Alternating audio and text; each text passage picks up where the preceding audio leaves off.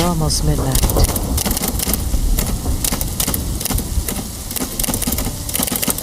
The rain was coming down, and I just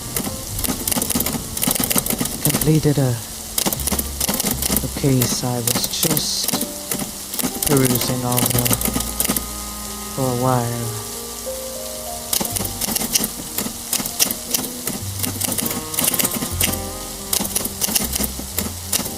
I could hear the sound of the jazz club just below my street window, and I sat back in my office chair and propped my legs up over my desk and thought, this is gonna be a nasty night. Well, no use in running out in the rain.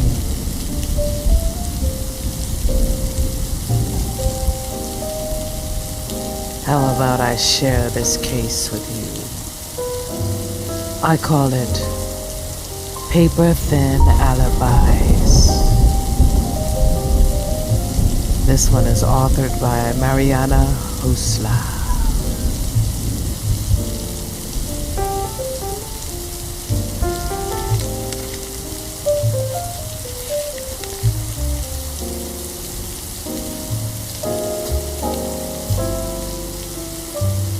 There was no question that Kevin Kitcher was a nasty piece of work. Everyone who knew him shared the same opinion.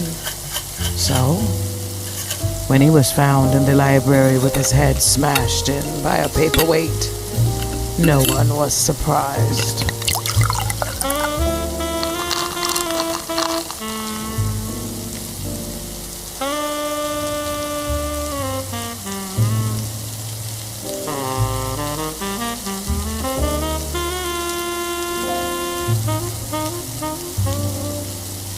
Detective Shirley Newman knew 3 people who had motives for wanting Kitcher dead. His nephew Robert would inherit his uncle's millions. His partner Barry Bennis wanted to sell the business, and Kitcher was unwilling to sign the necessary papers.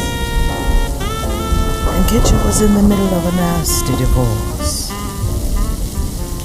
proceedings with his soon-to-be ex-wife, Olivia.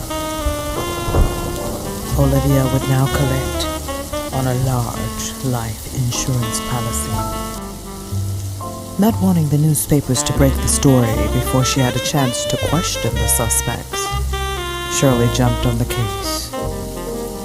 Robert Kitcher sighed and shook his head when he was told that his uncle had been murdered. How did he die? Robert asked. He was struck over the head from behind. So he never saw his killer? No, probably not. Then Robert asked another question. The investigation into his death, will it hold up on my inheritance? He pointed to a stack on his coffee table. See all those papers? Bills and more bills. My creditors are getting antsy. Shirley simply nodded at the answer she got when she asked Robert where he had been at the time of the murder. He was home alone, going through all those bills. Shirley interviewed Barry Bennis in his office. He was sitting at his desk, reading through a stack of documents. When Shirley told Bennis that his partner had been killed, he didn't even try to hide his wry smile. I haven't moved from this chair all morning, he claimed. You can ask my secretary. And the back door? Shirley asked. Could you have slipped out that way without being seen? I never used that door, though. I suppose I could, but I didn't. I've been busy with these contracts, which ironically relate to my business with Kevin. But now that he's dead... Shirley narrowed her eyes. Okay, he I guess I have a motive, but if I were to kill him, I wouldn't have hit him over the head. Too messy. I would have just shot him through his cold heart. Hey, do you know if he left the business to that no-good nephew of his? I hear he's broke, so hopefully he'll want to sell. Shirley said that she hadn't seen the will, and then she drove over to Olivia Kitcher's penthouse. I've been up here all morning, catching up on my reading. She gestured to a pile of fashion magazines. It's my way of relaxing. Not that I can't buy anything. Shot, I suppose? No, actually, he was hit from behind.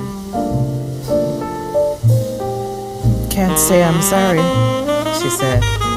He was a very nasty man and a cheapskate. He's been fighting me for every nickel and dime in the divorce. I never should have signed that prenup. Looking around the huge, lavishly decorated apartment with its gorgeous view, Shirley thought Olivia was doing just fine. I didn't kill him, even though I'd like to. She turned thoughtful. I'm sure he hasn't changed the beneficiary on his life insurance yet. Thank goodness. Olivia looked at the detective. I suppose you'd call that a motive? Shirley smiled and jotted something down. 3 suspects, and none of them had solid alibis. Shirley was walking to the car wondering, how would she crack the case? And just then, the answer popped into her mind.